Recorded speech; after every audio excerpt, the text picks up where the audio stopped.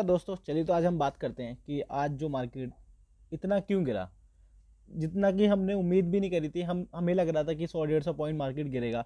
But जैसे ही मैंने आपको कल बताया कि अगर 23,300 का लेवल टूटता है निफ्टी में, तो यहाँ से मार्केट कम से कम हमें 300 पॉइंट की 300 पॉइंट नीचे देखने को मिल सकता है। और हमें आज वो देखने को भी मिला, क्योंकि जो 23,300 का पॉइंट था वो बहुत ही क्रूशियल लेवल था।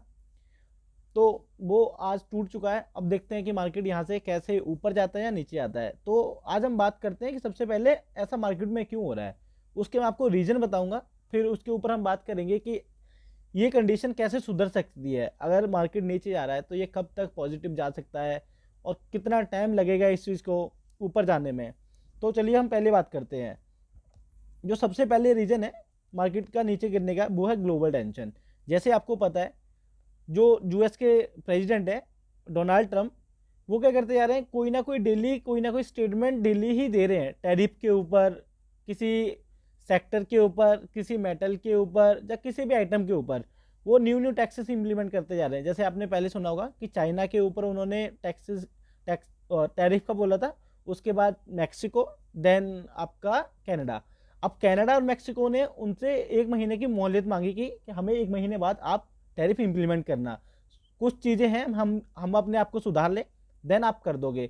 बट उन्होंने क्या करा, वहाँ से तो आप वो रुके, बट उन्होंने एल्युमिनियम और स्टील पे 25% का टैरिफ लगाना स्टार्ट कर दिया। अब वहाँ से क्या हुआ, मार्केट में जो मेटल सेक्टर था वो बहुत ही नीचे आ गया। और अगर ऐसे ही ये सेक्टर बाई सेक्टर और कुछ आइटम बाई आइटम लगाते रहे, तो यहाँ से मार्केट और कुछ सेक्टर ऐसे, हम यहाँ से इस लेवल से भी हमें 10 से 11% और नीचे गिरते हुए दिख सकते हैं। क्योंकि अब वहाँ पे वो टैरिफ लगाएंगे तो वहाँ पे क्या होगा, वो आइटम, जैसे अगर कोई एल्युमिनियम है इंडिया से इंपोर्ट कर रहा है या एक्सपोर्ट कर रहा है, तो वहाँ पे क्या होगा कि वो आइटम महंगा हो जाएगा। वहाँ पे महंगा हो जाएगा तो लोग उसका सब्सटीट्यूट ढूंढेंगे, उसके जैसी मिलती जुलती चीज़ ढूंढेंगे, ताकि उनकी जो रिक्वायरमेंट है वो फुलफिल हो जाए। तो क्या होगा, इंडिया के आइटम की या चाइना के आइटम की वहाँ पे डिमांड कम हो जाएगी और यहाँ की कंपनी को लॉस झेलना पड़ेगा। अगर लॉस झेलना पड़ेगा, जैसे मतलब अगर आइटम कम बिकेगा या सेल कम होगी तो उनका रेवेन्यू कम होगा, रेवेन्यू कम होगा तो कंपनी को लॉस होना स्टार्ट होगा, लॉस होना स्टार्ट होता है, कहीं ना कहीं वो इकोनॉमी पे, टैक्सेशन पे इम्पैक्ट करेगा। अब दूसरा रीज़न है जो इंडियन रुपीज़ का वीक होना। जो Indian rupees day by day week होता जा रहा है। एक टाइम तो ये था कि इंडियन रुपीज़ 87 तक पहुंच चुका था, जो कि अभी 83 के समथिंग चल रहा है। तो अगर कोई बंदा जो फॉरेन इन्वेस्टर है वो 8700 करोड़ डालता है और उसको 1 बिलियन के लिए 83 करोड़ डालना पड़ेगा, सॉरी 87 करोड़ डालना पड़ेगा, और वो यहाँ से कितना लेके जाएगा, वो लेके जाएगा 1 बिलियन के लिए 8300 करोड़, तो उसको यहाँ पे 400 करोड़ का तो पैसे ही घाटा हो गया। अगर ऐसे ही रुपीज़ वीक होता रहा डे बाय डे, तो यहाँ से मार्केट और ज़्यादा नीचे देखने को मिल सकती है। अब थर्ड पॉइंट है एफआईआईज। क्योंकि देखो, जैसे मैंने आपको बताया कि रुपीज़ की वैल्यू डाउन हो रही है, तो कहीं ना कहीं ये इम्पैक्ट कर रही है एफआईआईज के ऊपर। एफआईआईज 100 रुपये डाल रहे हैं, उनको मिल कितना रुपए, 90 रुपये मिल रहा है, तो 10 रुपये कहीं ना कहीं वो लॉस कर रहे हैं। तो इसकी वजह से क्या है, जैसे ही हमारी रुपीज़ की वैल्यू कम हो रही है, तो जो एफआईआईज है डेली सेल करना स्टार्ट कर रहे हैं। और एफआईआईज ने आज भी 4400 करोड़ की सेलिंग करी है। तो आज हमने जो 300-350 पॉइंट की नेगेटिविटी देखी मार्केट में, वो इन्हीं वजह से थी। उसके बाद चौथा पॉइंट है, जो क्वार्टर 4 के रिजल्ट आए थे मार्केट के, वो इतना अच्छा नहीं आए कंपनियों के, और वो भी कहीं ना कहीं इम्पैक्ट कर रहे हैं मार्केट के ऊपर, उनकी वजह से भी मार्केट गिर रहा है। अब बात करते हैं कि ये कैसे कंडीशन सुधर सकती है और आने वाले दिनों तक हम कौन कौन से लेवल देख सकते हैं।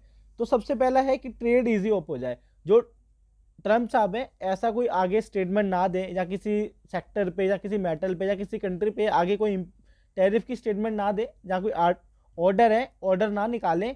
तो इससे क्या होगा, एक ग्लोबल स्टेबिलिटी रहेगी और एक अच्छा हम ट्रेड कर पाएंगे। अदर कंट्रीज के साथ हमारा जो रिलेशन है वो अच्छा बना रहेगा। अब दूसरी बात है कि यहाँ से जितना बिक चुका भाई साहब, उतना बिक चुका। एफआईज इससे ज़्यादा आगे सेल ना करे। अगर एफआईज इससे भी आगे कंटिन्यू सेलिंग करते हैं, तो वहाँ से भी मार्केट में और ज़्यादा नेगेटिविटी देखने को मिल सकती है। अगर यहाँ से मार्केट एफआईज बाय करना स्टार्ट करते हैं, तो यहाँ से हमें 100-200 पॉइंट 1000 पॉइंट की अच्छी खासी रैली देखने को मिल सकती है, क्योंकि लास्ट हफ्ते हमने देखा था एक दिन में ही 400-350 पॉइंट की रैली देखी थी हमने। अब थर्ड पॉइंट, जो रुपीज है, रुपीज की वैल्यू एक स्टेबिलिटी आए और हम वीक ना हो गए, डॉलर के अगेंस्ट में हम स्ट्रांग हो जाए।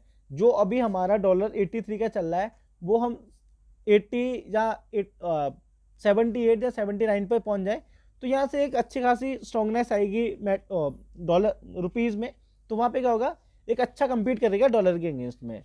और चौथा पॉइंट है, अब जो रिजल्ट आने हैं कंपनियों के, जैसे फार्मा कंपनी है, हम देखो हमारा क्या है, यूएस में हमारा आईटी सेक्टर सबसे ज़्यादा काम करता है, मेटल सबसे ज़्यादा काम करता है, और जो फार्मा सेक्टर है वो भी बहुत ज़्यादा वहाँ से रेवेन्यू जनरेट करता है।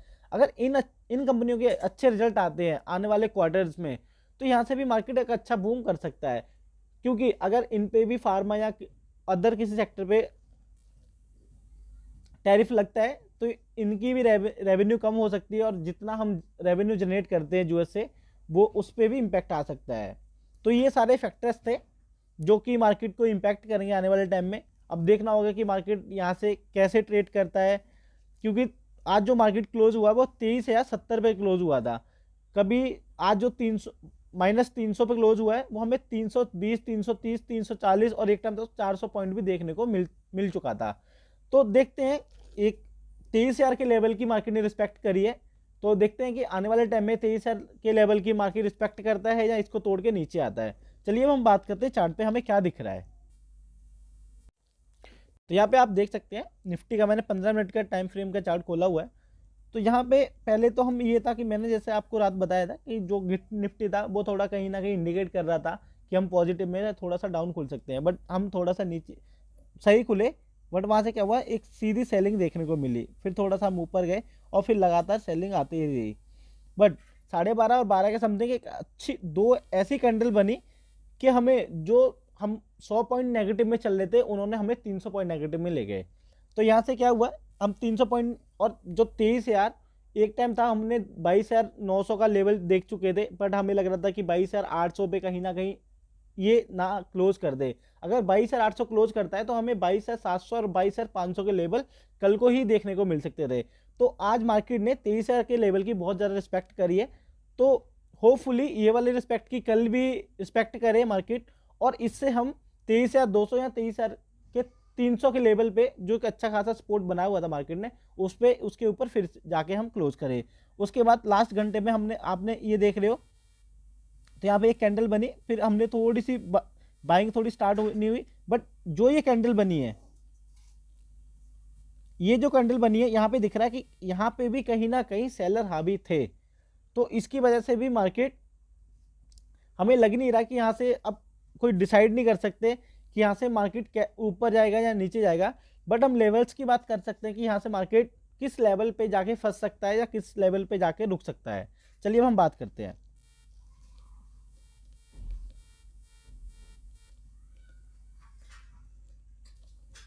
अगर मैं भाई इन लेवल्स की बात करूं तो आज जो क्लोज हुआ है 23,070 पे क्लोज हुआ है।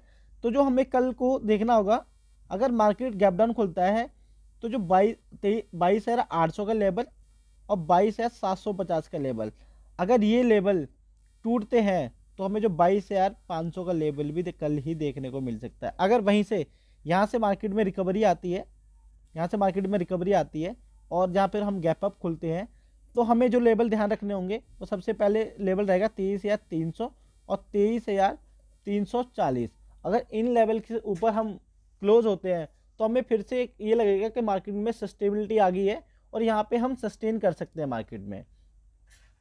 अब कल देखना होगा कि हम ऊपर खुलते हैं या नीचे खुलते हैं। अगर नीचे खुलते हैं तो मैंने जैसे आपको बताया 22,800, अब 800 का लेवल ले सकते हैं, 800 और 22,890, ये लगभग 22,900 के लगभग।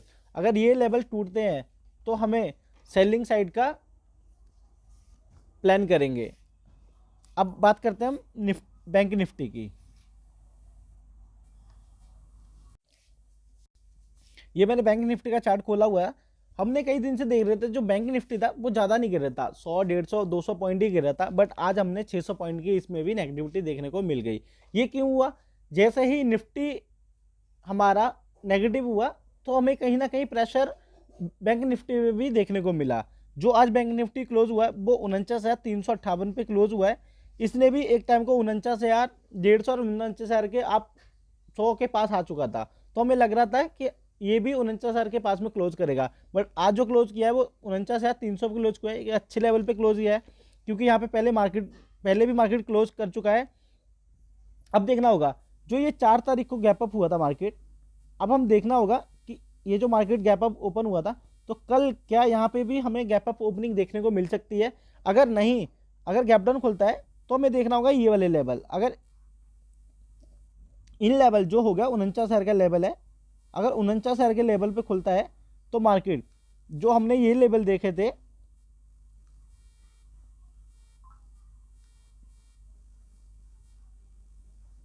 ये जो लेवल देखे थे हमने 48,800 48,400, तो इन लेवल्स पे हमें बहुत ज़्यादा फोकस रहेगा।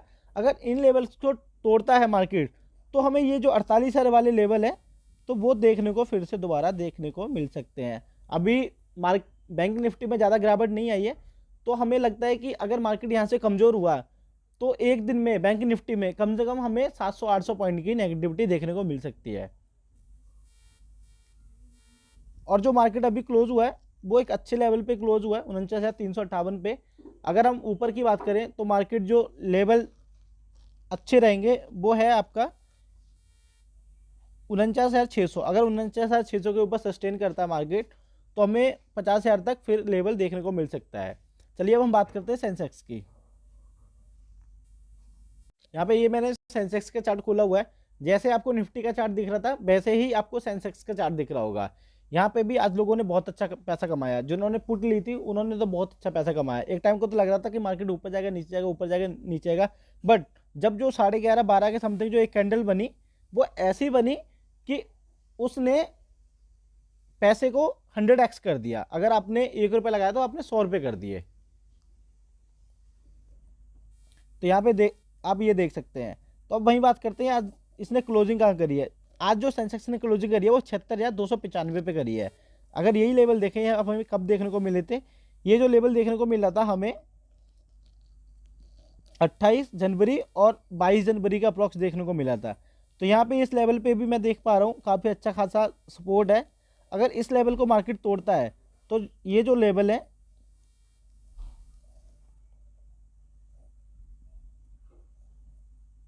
76,800, उसके बाद जो रहेगा अपना 76,800 के बाद 77,000 ऊपर के लेवल से। अगर मैं नीचे के लेवल की बात करूं तो वहीं रहेगा आपका ये जो लेवल रहेंगे आपके अभी जो क्लोज किया है 76,000। हाँ, यहाँ से आप ले सकते हैं 75,800 और 75,200। अगर इन लेवल्स पे नीचे आता है मार्केट तो यहाँ से और ज़्यादा हमें नेगेटिविटी देखने को मिल सकती है।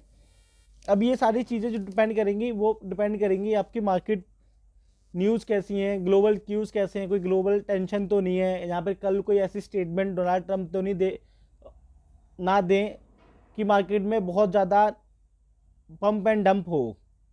तो आज हम यहीं क्लोज करेंगे, देखते हैं मार्केट कैसे कल को मूव करता है।